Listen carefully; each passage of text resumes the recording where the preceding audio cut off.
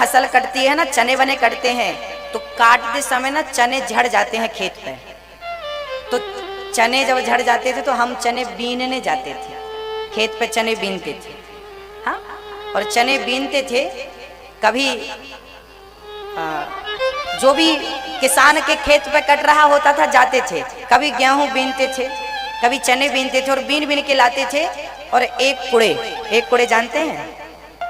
हाँ, कुड़ा होता 5 किलो, उसको फिर हम उस चने को कूटते थे खुद, लकड़ी की वो जिससे माताएं कपड़े धुलती हैं ना, उससे हम कूटते थे और उसका छिलका उतारते थे और उस चने को फिर ले जाते थे और बेचते थे।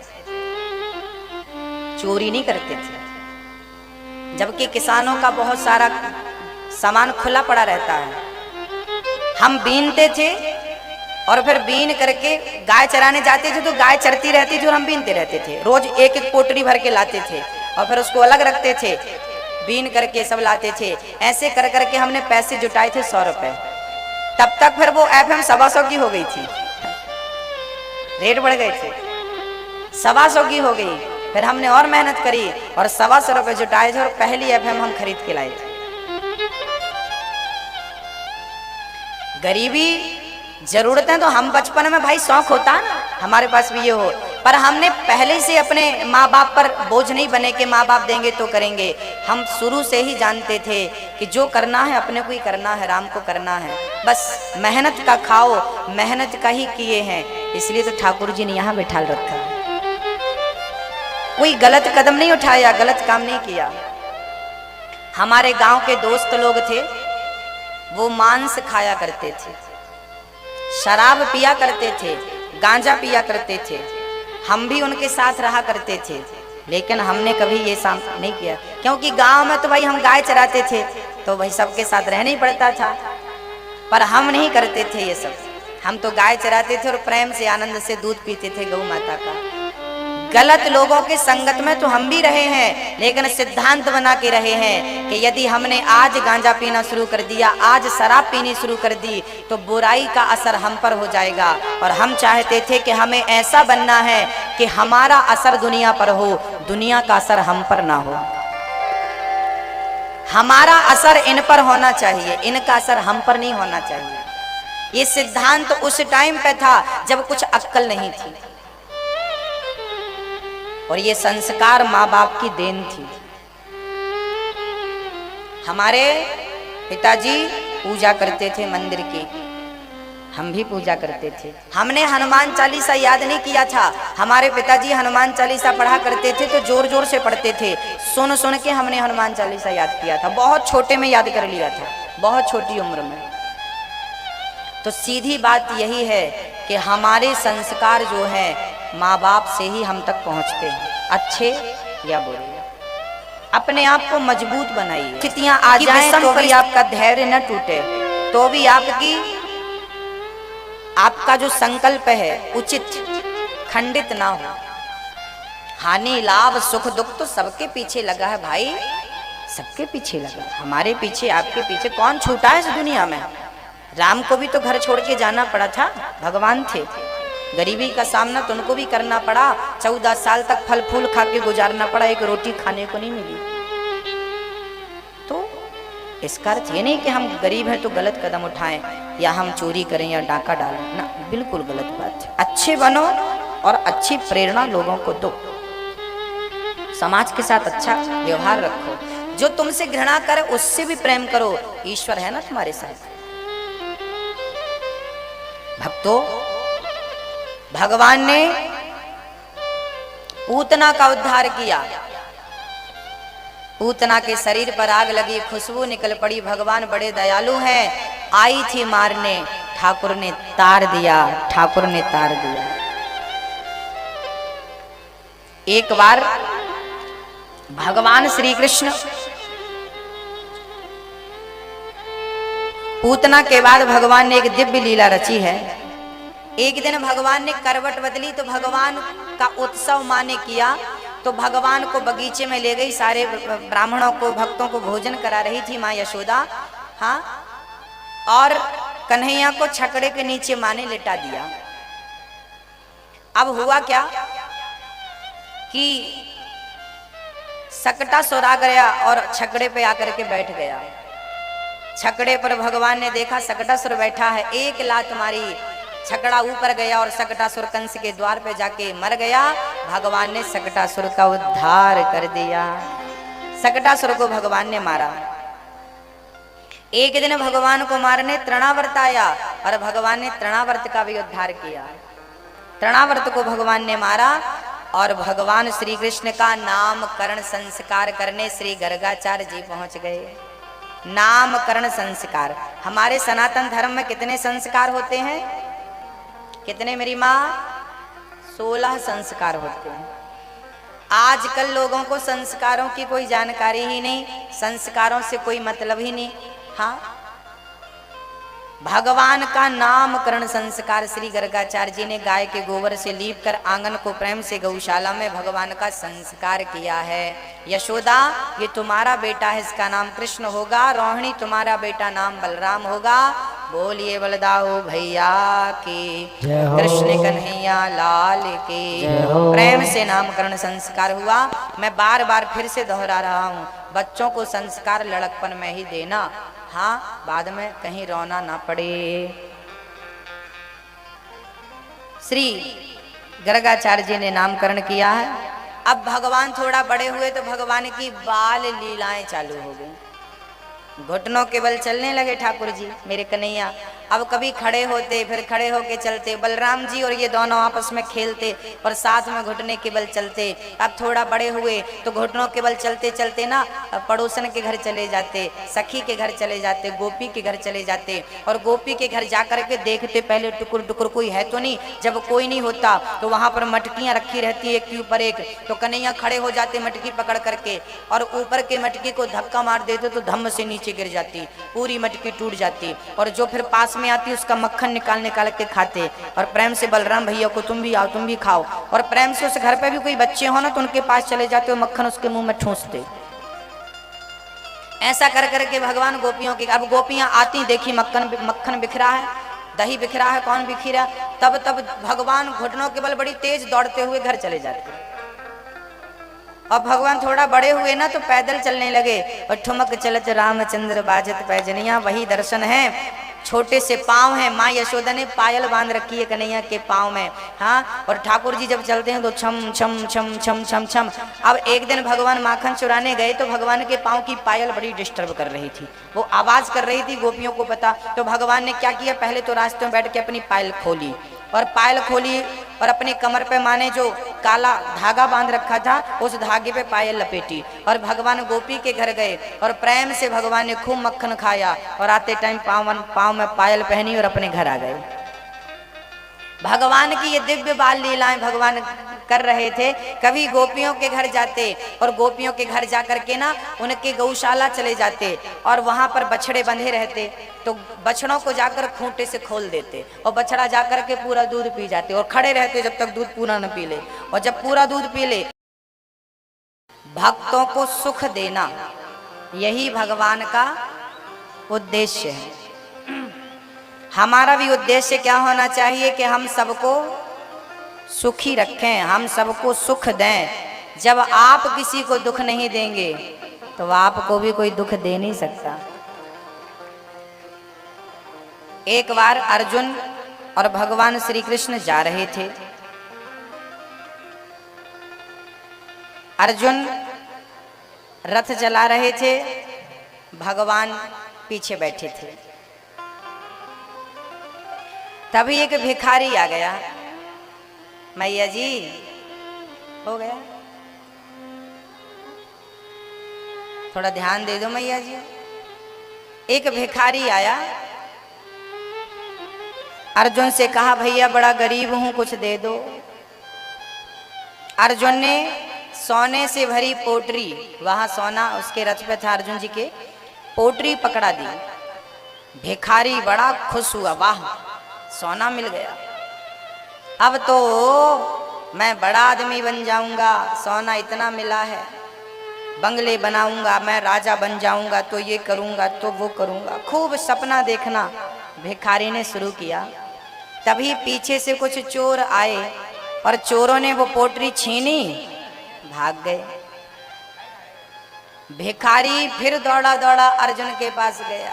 अर्जुन जी, हमारी दरिद्रता नहीं मिटी, वो भिखारी, वो चोर ले गए सब।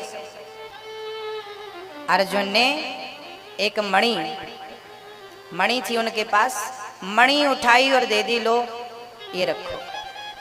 अब वो मणि लेकर भिखारी चला तो रास्ते भर सोचता गया, मणि तो बड़ी कीमती है, अब तो मेरा काम आसान हो जाएगा, ये तो सोने से भी कीमती है, खूब पैसा मिलेगा इसको बेचने से।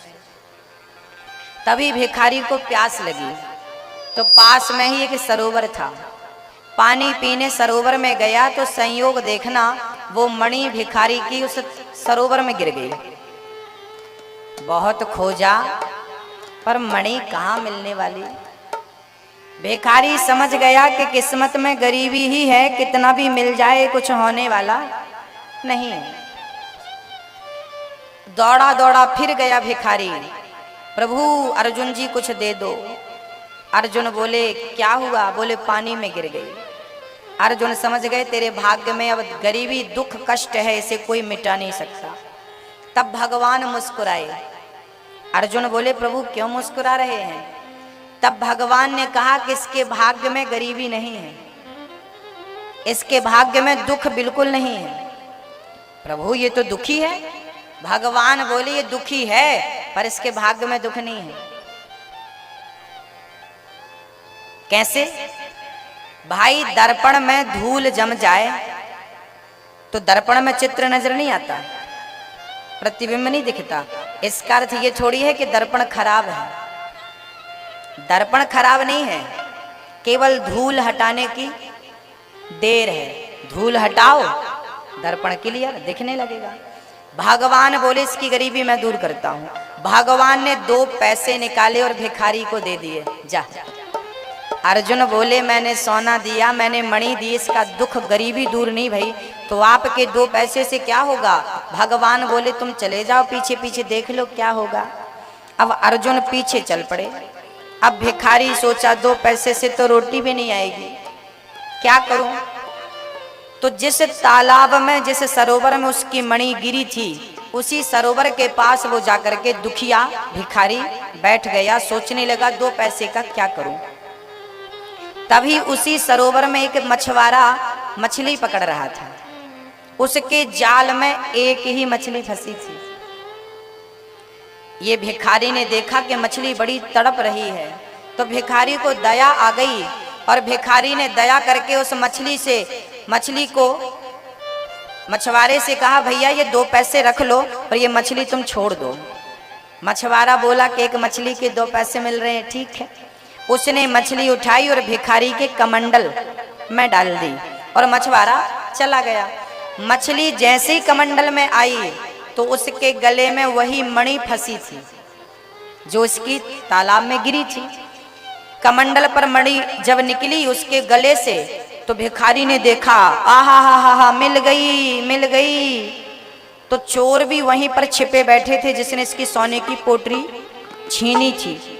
चोरों को लगा कि इसको हमारी खबर मिल गई, सूचना मिल गई, अब ये राजा से शिकायत करेगा और हमें मृत्यु दंड। तो चोरों ने सोने की पोटरी दे दी, भैया ये सोना तू रख, हमारी शिकायत मत करना। उसकी मणि भी मिल गई, सोना भी मिल गया, खोया हुआ धन मिल गया। अर्जुन दौड़े दौड़े कन्हैया के पास गए, प्रभु सचमुच वो तो अमीर हो गया, उसका सारा धन मिल गया, क्यों मिला, कैसे मिला? तब भगवान ने कहा अर्जुन जब उसे तुमने सोना दिया और मणि दी तो उसने अपने बारे में सोचा, मैं यूं करूंगा तो मैं यूं करूंगा तो मैं यूं करूंगा। और जब मैंने 2 पैसे दिए तो उसने अपने बारे में नहीं, उस तड़पती मछली के बारे में सोचा। और जो दूसरों के बारे में सोचता है मैं उसका सारा धन उसे वापस कर देता हूँ, उसे माला माल बना देता हूँ, उसके कदमों में सारी खुशियां डाल देता हूँ। वो जो कामना करता है मैं उसकी सारी इच्छाएं पूरी करता हूँ। जो दूसरों के दर्द में हाथ बढ़ाता। सभी लोग बैठ जाएं,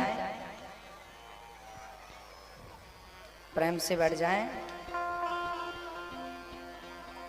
बस थोड़ी ही चर्चा करके आरती उतारेंगे। कल अपने पतियों को लेके आना मैया जी, कल की कथा आपने यदि जोड़े से सुनी, पति पत्नी दोनों ने, तो कल की कथा के बाद आप पति पत्नी के बीच में कभी झगड़ा नहीं होगा। जिम्मेदारी मैं लेता हूँ, गारंटी मेरी। यदि आपका पति आपसे झगड़ा करता हो और आपकी पत्नी झगड़ा करती हो तो कल जोड़े से कथा सुनने आना। कल की कथा को सुनने के बाद झगड़ा बिल्कुल नहीं होगा। और शराब वराब पीता हो तो भी ले आना। बाद में नहीं बोलना गुरुजी हमारे पति बहुत तंग करते हैं, ठीक नहीं है। कथा पे लाओगी तो ठीक होंगे ना। कोई मंत्र तो नहीं है कि पढ़ के मैं ठीक कर दूं। अपने पति को ले आना, पत्नी को ले आना, और कल बच्चों को भी लाना। कल समय से भी आना।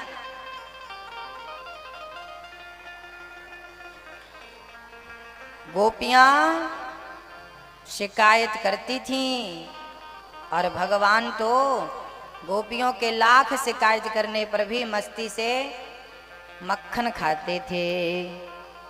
क्योंकि अच्छा एक बार ना गोपियों ने मटकी के ऊपर घंटी बांध दी। भगवान के पास गोपियां गईं, घंटी, भगवान मक्खन खाने गए तो घंटी बंधी, भगवान वापस जाने लगे। घंटी, भगवान बोले घंटी तुम क्यों बंधी हो, हम मक्खन नहीं खा पाएंगे तुम्हारे चक्कर में। घंटी बोली प्रभु आज्ञा करो, हमें क्या करना है। भगवान बोले बंधी हो तो चुपचाप बंधी रहना, बजना मत। घंटी बोली ठीक है।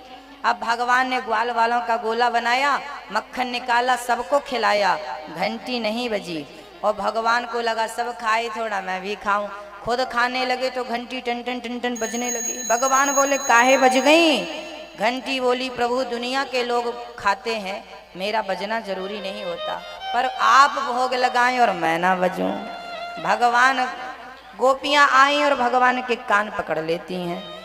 गोपियां कहती हैं, भगवान बोले पकड़ लियो, छोड़ दो सखी, हम कल से बिल्कुल चोरी नहीं करेंगे। सखियां बोली एक ही शर्त पर छोड़ेंगी, क्या, तुम हमें पहले नाच के दिखा दो।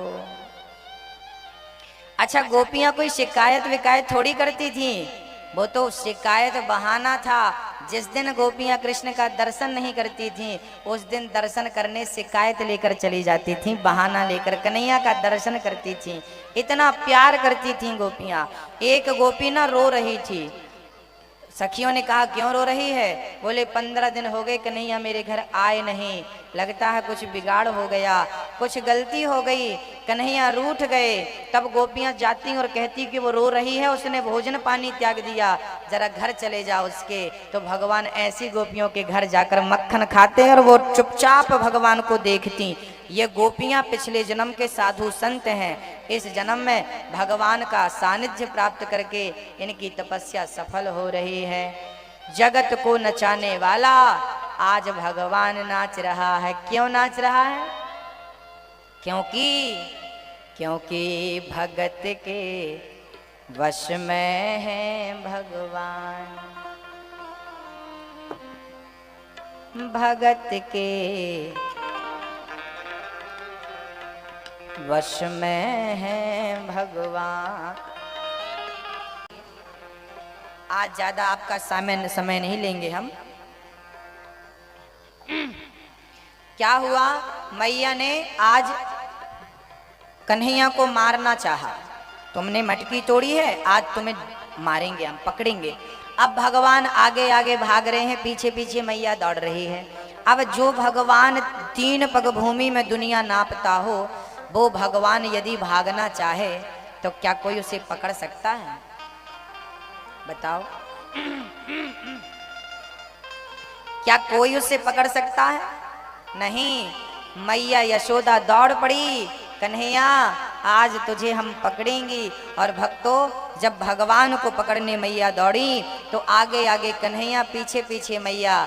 जब भगवान ने कृपा करी तो भगवान पकड़ में आ गए। जब तक वो कृपा ना करे तब तक हमारी क्या ताकत कि हम उसे पकड़ सकें, उसे प्राप्त कर सकें। मैया ने पकड़ा है और बांधना चाहा है ऊखल से। ऊखल से बांधना तो चाहा है, पर 2 अंगुल रस्सी कम पड़ गई। ये 2 अंगुल रस्सी कम पड़ गई, इसका अर्थ क्या है? इसका यही अर्थ है कि भगवान को यदि आप प्रेम के बंधन में बांधना चाहो तो ये दो चीजें बाधा बनती हैं, एक तो अहमता, दूसरी ममता। यदि आप में से कौन कौन भगवान को अपने प्रेम के बंधन में बांधना चाहते हैं, हमें बता दो। सब चाहते हैं तो मैं उपाय बता दूं। भगवान आपके बंधन में बंध जाएगा, उसके लिए आपको दो बातें ध्यान से सुननी पड़ेंगी। पहला तो अहंकार त्यागना पड़ेगा। क्या त्यागना पड़ेगा? अहंकार। और दूसरा मोह। मोह, मैं और मेरा। मैं कुछ हूं, पहले तो ये भूल जाओ कि मैं कुछ हूं। मैं तिनका हूं, ये याद रखो। मैं कौन हूं? तिनका। मेरी कोई औकात नहीं, कोई हैसियत नहीं। कन्हैया मैं तेरे सामने तिनका हूं, मैं कुछ भी, मेरी कोई हैसियत ही नहीं। शून्य हो जाओ, जीरो हो जाओ। अहंकार त्याग दो। एक बार एक फुटबॉल एक संत जी के पास आ गई। फुटबॉल वो लात से खेलते हैं, उसको फुटबॉल ही कहते हैं ना, पांव मारते वॉलीबॉल कहते हैं।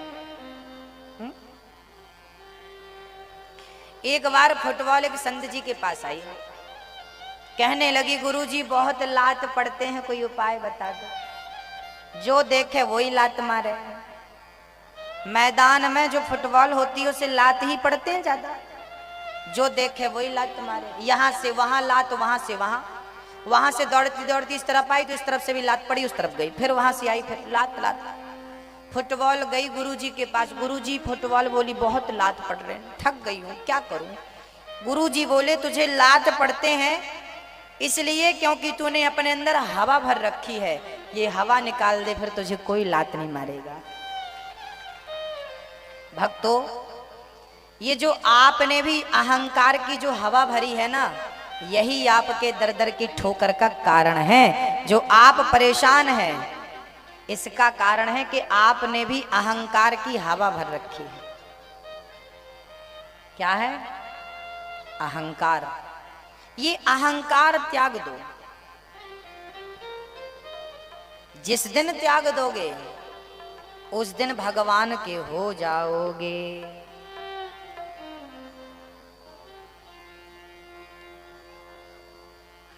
एक सज्जन ने गाड़ी बनाई, बहुत बड़ा वैज्ञानिक था, उसने बहुत बढ़िया गाड़ी बनाई, बड़ी गाड़ी। पर जब गाड़ी बन के तैयार हुई, बाहर निकलने लगी, तो वो बाहर उसने ध्यान नहीं दिया, उसका जो दरवाजे की ऊंचाई थी ना, वो गाड़ी थोड़ा और ऊंची बन गई, तो वो 2 इंच ऊंची थी गाड़ी।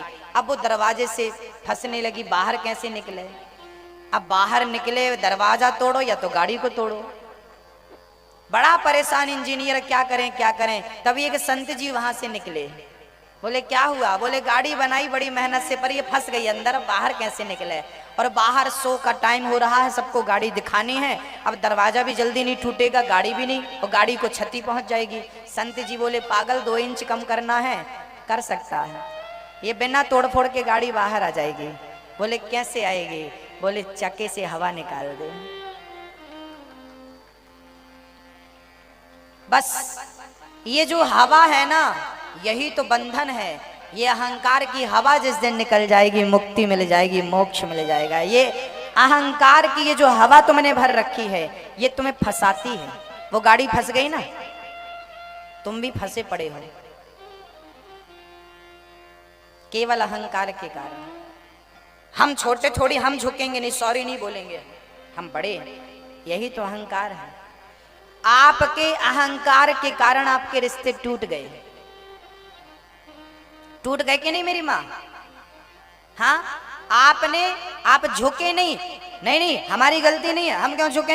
हाँ, हम देख लेंगे तुमको, बाद में देख लेंगे, मौका आएगा देख लेंगे। यही तो अहंकार है, तुम्हें मौके की याद रखना भक्तों। जहां प्रेम होता है ना, वहां मौके की तलाश नहीं होती, और अक्सर लोग मौका ढूंढते हैं।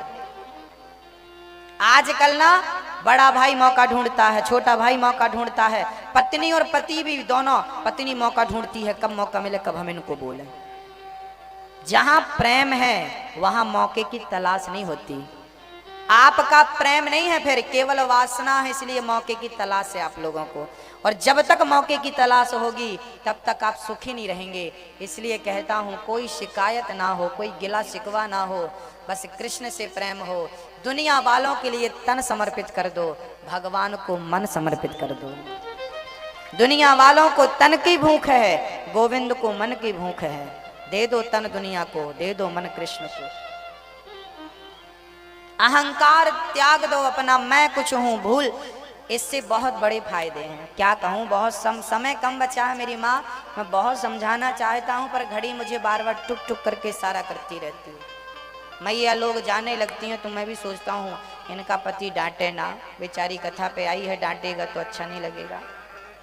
मुझे आपकी भी चिंता होती है, पर आप लोग लेट आती हो ना तो थोड़ा कथा नहीं सुना पाते हम जितनी सुनानी चाहिए। हम तो चाहते हैं बहुत कुछ उड़ेल दें, आपको बहुत सुना दें, पर आप लोग ठीक है कल से समय से आना।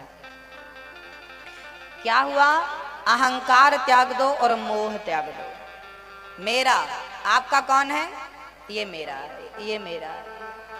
ये उंगली दुनिया वालों की तरफ तो बढ़ती है, ये मेरा है, ये कभी ऊपर नहीं जाती। कन्हैया तू भी तो मेरा है, हाँ? उसको हम कभी मेरा नहीं कहते, अपना नहीं कहते। और जो ये मेरे हैं ही नहीं, माटी के पुतले हैं, इनको हम अपना कहते फिरते। मेरे तो गिरधर गोपाल दूसरो ना, ऐसा किसने कहा था, किसने कहा था, किसने किसने? मीराबाई ने कहा था, आप नहीं कहोगी?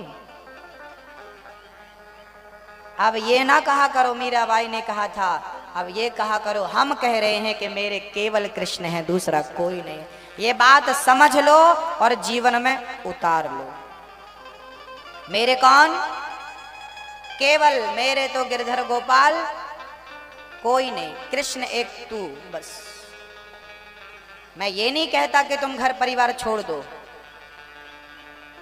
माला जपने लगो ना। मेरी माँ, तुम सारा काम करना, पति की सेवा, ससुर की सेवा, बच्चों की सेवा, सारा काम करना, पत्नी बनके, जेठानी बनके, सास बनके, देवरानी बनके, सब काम करना, लेकिन काम शरीर से करना। दुनिया को टाइम तन से देना, मन से तो सदा भगवान को याद करते रहना। मन से याद, यही चाहता हूं, कुछ नहीं चाहता। तन से काम करो ना, सास की सेवा करो, काम करो, नौकरी करो, चाकरी करो, भोजन बनाओ, बर्तन धो लो, नहाओ धो, सो उठो, कुछ भी करो, जमाने का काम शरीर से करना है ना। मन तो भगवान, अभी मैं कथा सुना रहा हूँ आपको तो अपनी वाणी से सुना रहा हूँ। मेरा मन तो भी चाहे तो ठाकुर जी में लगा सकता हूँ ना, लगा रहे कन्हैया के पांव दबाने में, कन्हैया के चिंतन में, कन्हैया की याद में। मैं तो मन लगा के कथा सुनाता हूँ। मैं जब कोई काम करता हूँ ना तो कोई काम करते हुए भी मैं भगवान को ही याद करता हूँ। एक पल भी व्यर्थ ना चला जाए, कन्हैया के चिंतन के बिना ना चला जाए, एक मिनट भी व्यर्थ क्यों जाए। हम काम करें ना, हम सारा काम करते हैं,